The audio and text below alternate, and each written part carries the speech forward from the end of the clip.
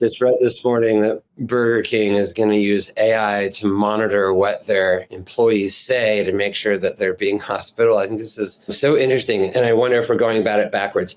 I don't train the staff what to say. I don't teach them how to respond. I ask them the question, what do you want? Like, what is your heart desiring?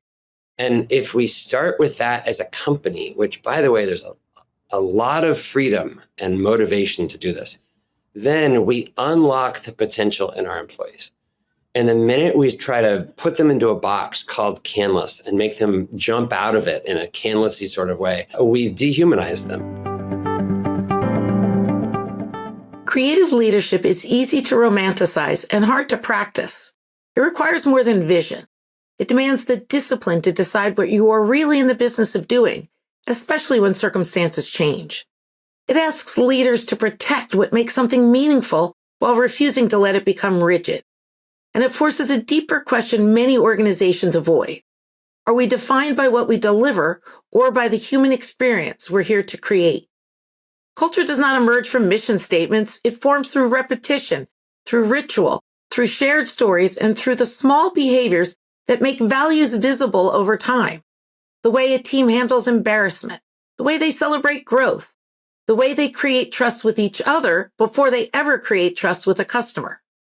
Creative leadership begins with building a culture that normalizes these behaviors.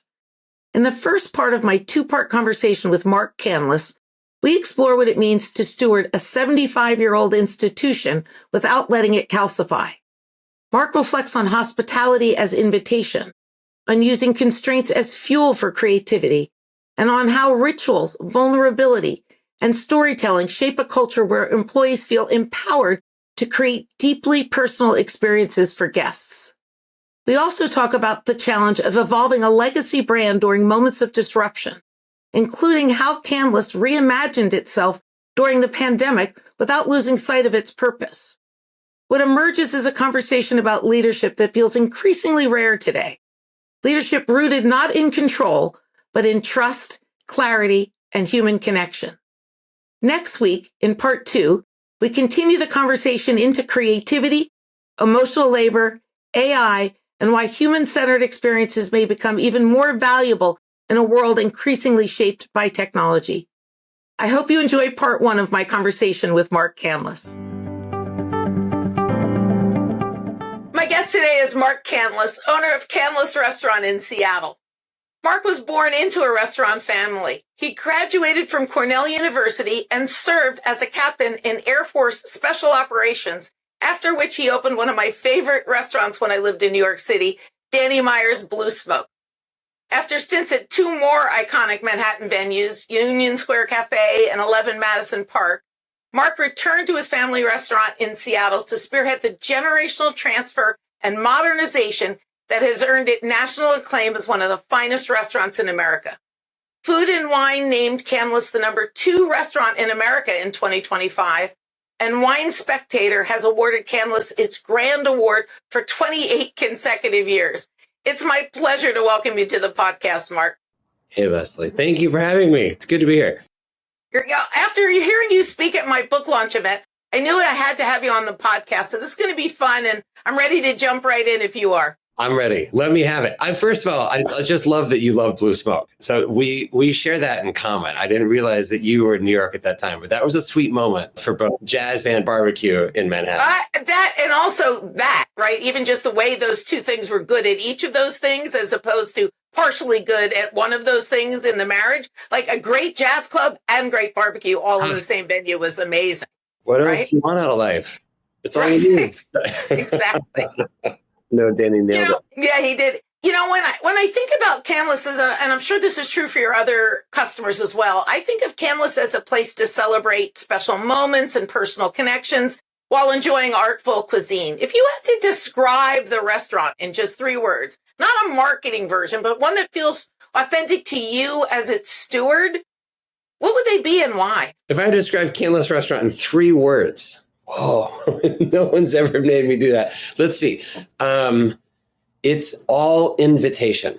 That's what I would say. I think all hospitality is invitation. I don't think there's any expectation to it. And I think if people understood restaurants at this level or what we're trying to do here in our world, they would understand the depth and the breadth of the invitation of true hospitality. And that's what this place is. Or this is what we're trying to make this place into. It's all invitation. It's an invitation that says, you're worth it. You matter. The story that you bring tonight is the thing that we are celebrating. The story that you bring into our restaurant is the reason we woke up early and started cooking for you. And it's an invitation to consider your own story in new ways, worthy and deserving of being celebrated and honored and slowed down for and nuanced over and fussed about. And yeah, it's an invitation to dine and to be with, to be together. It's an invitation to relationship with one another and with the place that's hosting you. And yeah, I think we forget that sometimes about hospitality. It's all invitation. That's such an interesting word too, because I think you've loaded it with a lot more meaning than certain other brands in hospitality may imbue it with. How has its legacy... You're not here slower, so we just have longer to think about it.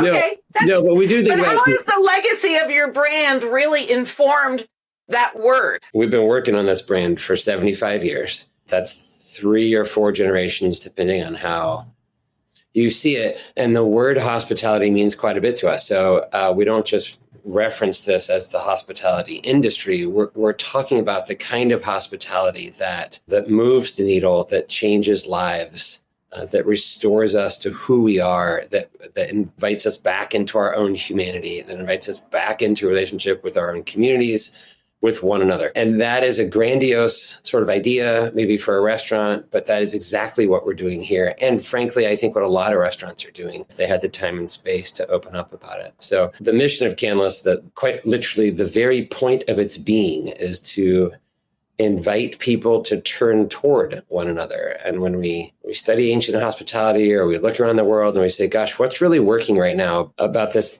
thing, that the serving one another, the serving mankind, that's what it is. It's this very conscious, very soft-hearted, very generous turning towards the other, and then seeing what happens. The invitation that you matter, no matter where you're coming from, what your point of view is, or how you might be different than me, or other than me, or strange or stranger to me. There's still this curiosity that begs the question, who are you and how can I find the value in you? That's what hospitality is doing all the time. We just use dinner as a mechanism to slow down and make space for that. I think that you've created such a clear brand, not only in your mind, but obviously in your customer's mind. And sometimes that legacy of success, of really instantiating that point of view, it can be a constraint, right? And so, and a good example that you and I have talked about in the past was how the pandemic presented one of those challenges for you as a legacy brand, with that kind of success built on an experience that couldn't happen during the pandemic the way that you were known for it. So how do you think about constraints as being clarifying and opportunities for creativity rather than limiting? Because during the pandemic, one of the things that stood out for me was you didn't let the legacy of that brand success hold you back. Anyone with a creative spark in their heart feeds off of restraint or constraint. That's to say, that's the thing that I think makes us come alive when we're creating. And yes, in the pandemic, we had to shut down. So the brand, and I'm using air quotes here if you can't see it, but like the brand of Canlis technically failed, right? If you think of the brand as a restaurant and the restaurant can't bring people in and serve them dinner, well, then maybe it's failed. We don't consider the brand as a restaurant. We consider it as an organization that is doing this thing of inviting to turn toward. And in this way, there was so much our company could do.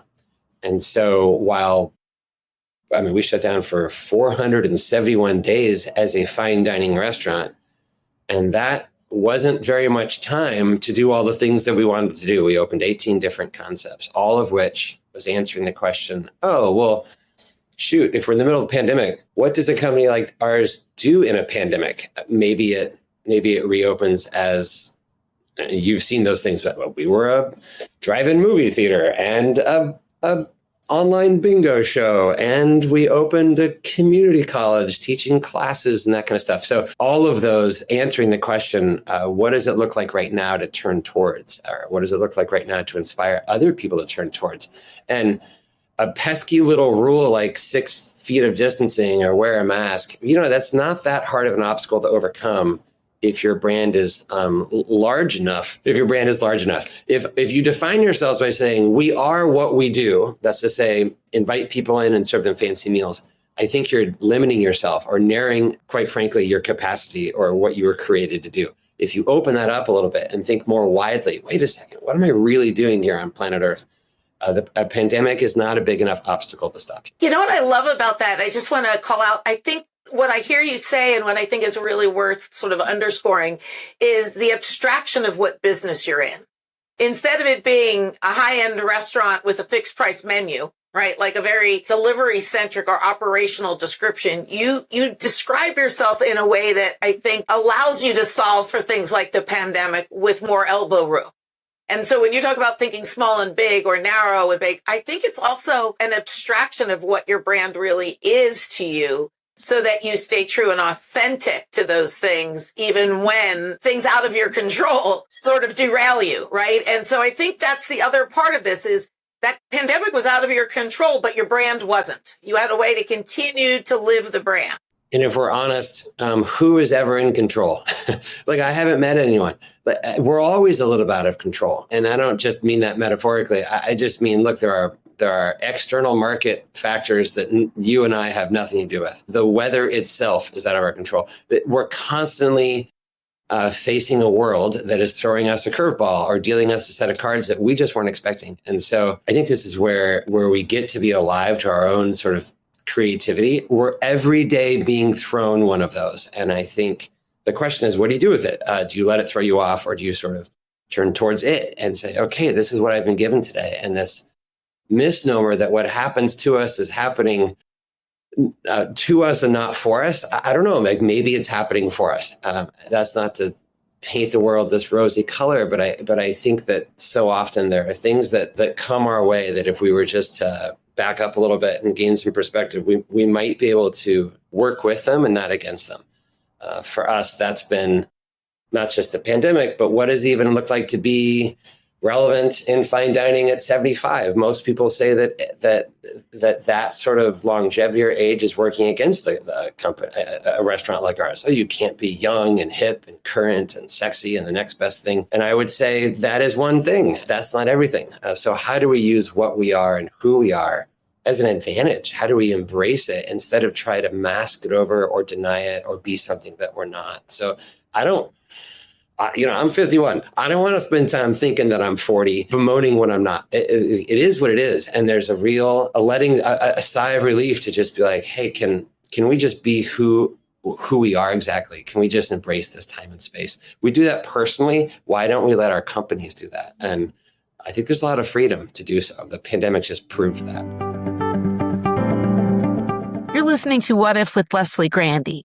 If you want to activate your imagination and build your creative muscles, I've put together some free resources, including webinars, downloadable content, bonus book content, and even a GPT to help you achieve your goals.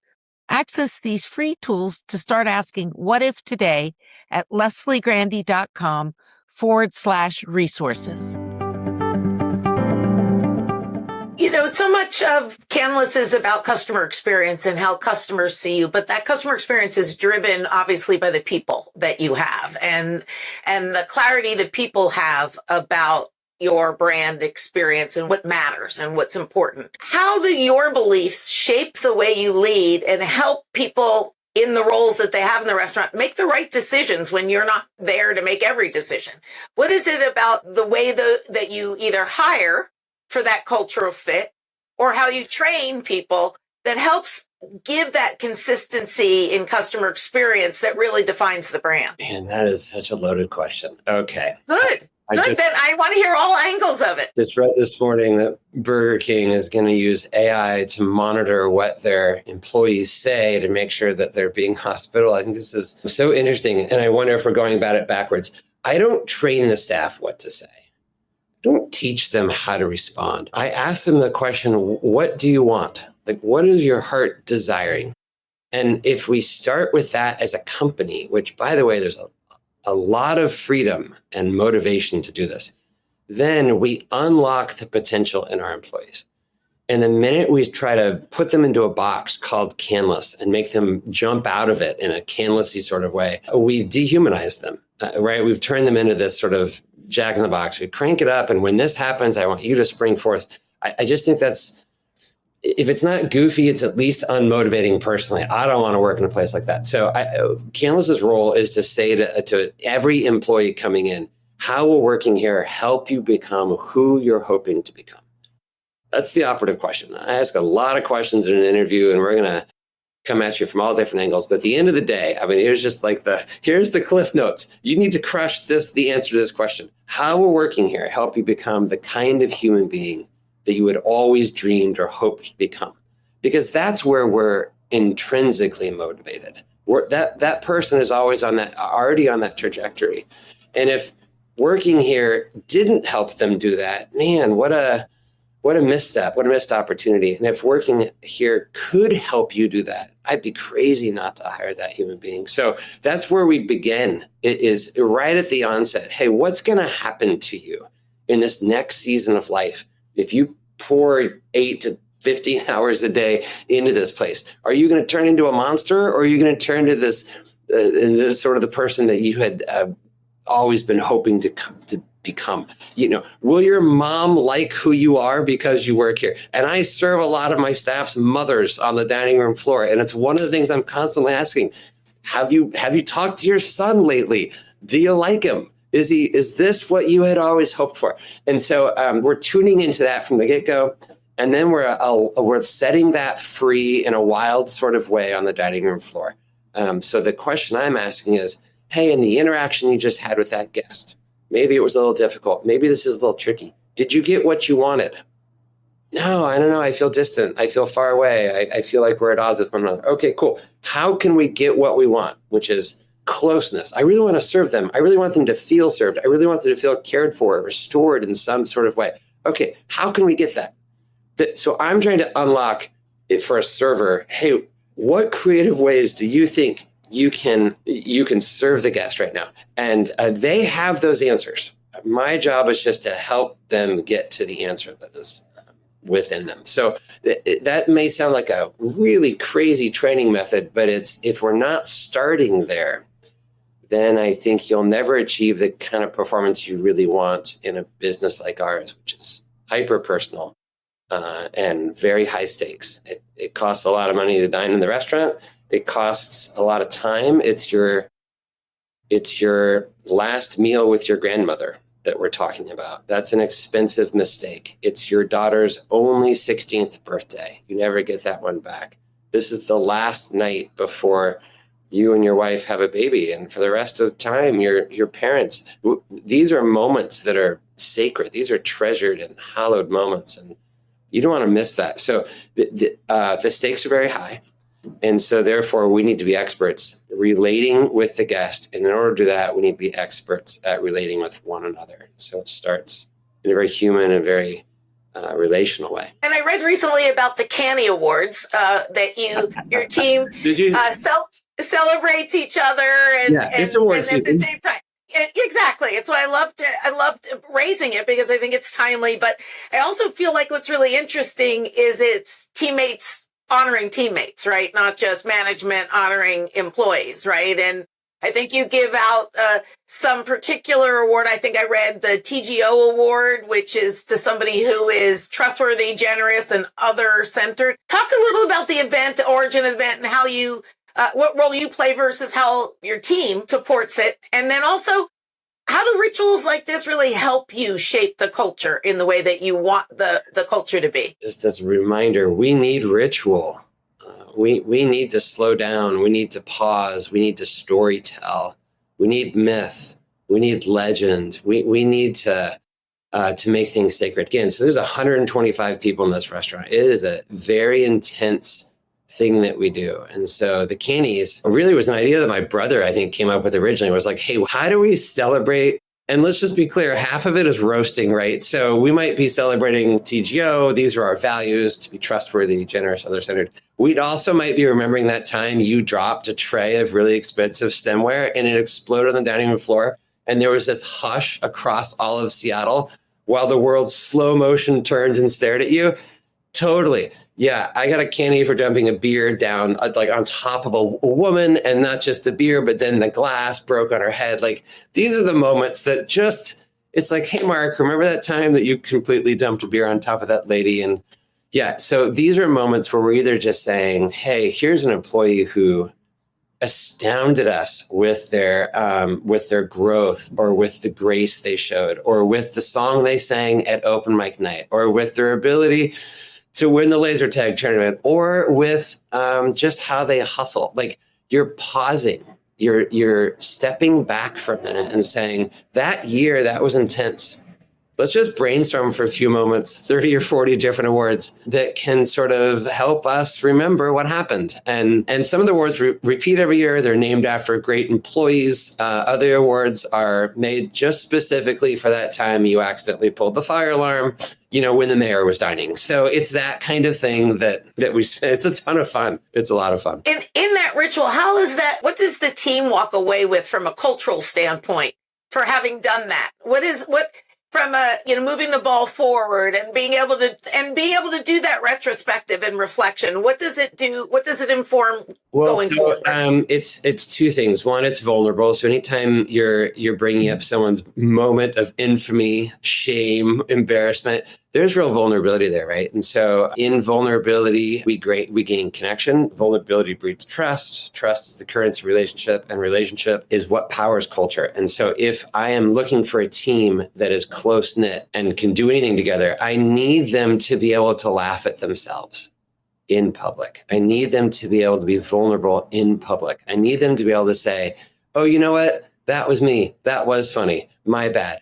And at the same time, we need to take the incredible moments, the accomplishments of, I have staff that have worked here 40 years. I have people who have done remarkable things. And we need to say, you guys, look at this person.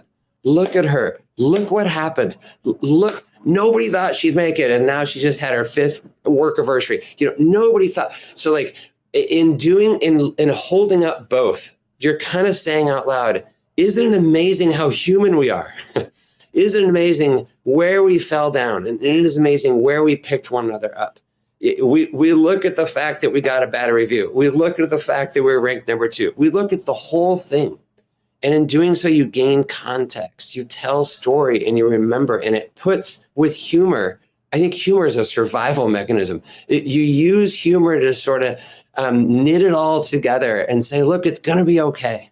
Here we all are in January on the other side of that busy, crazy year. Here we all are laughing and ribbing one another and sharing a drink, or, we loaded the room up with Chinese food. Here we all are with a bowl of noodles, and look, you made it. We made it. That storytelling is literally, I think, the thing that knits us together, that weaves us together. It's an important piece of culture. And we do a lot of it here.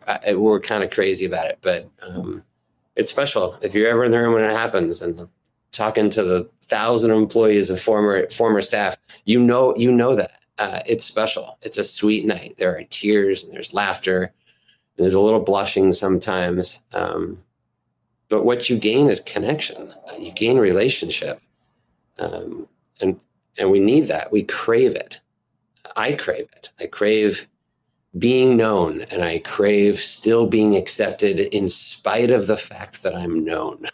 So how can I be known in front of my staff as someone who doesn't have it all together, but is really aspiring to do something good on the planet? And sometimes it's funny when that comes out the wrong way, and sometimes it's awesome. And so do you have other unique kind of Canlis specific rituals? You talk about the importance of rituals, and I do think that as humans, rituals give us scaffolding, right? A way to hold on to the chaos during the chaos and to anchor. What other kind of anchoring rituals do you guys do? We have a parking lot, which a lot of restaurants don't. And then we have a lower parking lot. It's like this funny sunken, dug in thing. And it's ostensibly not a place you'd want to hang out. But we have actually spent years turning this lower parking lot into kind of the coolest outdoor clubhouse you can imagine. So one of the rituals we do is when staff go, in this parking lot are all of the leftover things from the crazy parties we throw. So for example, there's a large tiki hut that we turned into a bar, and there's a mini platform section for hot tubs, and there is a stage for singing, and there's a shipping container full of cooking equipment like pizza ovens and stuff, and a barbecue. So we throw huge bonfires out there, and we cook fun food that we're not able to do necessarily in the dining room floor, and we toast one another.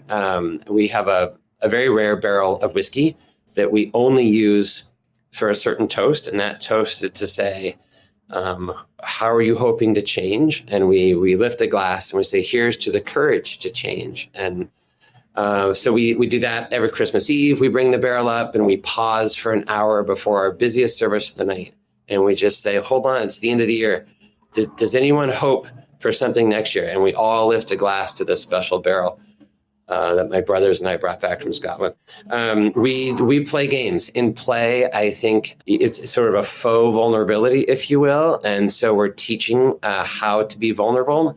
Laughter is a kind of vulnerability. Gamemanship is a kind of vulnerability. So like late at night, we play laser tag in the dining room floor after you guys all go home. And we turn off the lights and we put on creepy Batman music and we stalk one another in the dark with lasers. And then it always devolves into outside of the neighborhood. And then the rule is like, you can't wake up the neighbors and you can't have the police come and you have to go home before the sun comes up. And so we play a lot of games. We have a funny company vehicle that people think is off-brand, but we use it. It's this 90s era Volkswagen and mining vehicle. And we use it to get in the mountains and we snowshoe together and we go bring down these huge Christmas trees from the Forest Service Department. We build a bonfire out there and we story tell. There are adventures that we take. There's open mic night where we just invite everyone. We set a stage and we invite everyone just to share a talent. It could be your silly little thumb wrestling exercise, or it could be a poem, or it could be a song, or it could be. And in all of this, the goal is to say, hold on a second. You're a human and we need to know you. Will you allow us to know you? We really want to. The invitation to the guest starts with an invitation to your team, and it has to be led from the top. And so that's kind of what we're getting at with a lot of these ostensibly non-restaurant-y things. I would argue there may be the most restaurant-y thing we could do would be to spend time getting to know one another. My wife and kids bake cinnamon rolls all December so that we can have the staff over Christmas morning. 54 people showed up last Christmas. Why? And we play games. So I think that there is a need societally to do this, but I for sure know that there is a need in hospitality to do this. Is that if we don't practice this with one another, we can never do it for you at the table. The authenticity of that comes through for sure in terms of the experience you have as a customer with an employee who seems more like an owner, right? Less like a doer or an operator, much more of a shepherd of your experience. You've been listening to What If with Leslie Grandy. If you want to learn more about creative leadership in the age of generative AI, subscribe to my Substack at lesliegrandy.substack.com.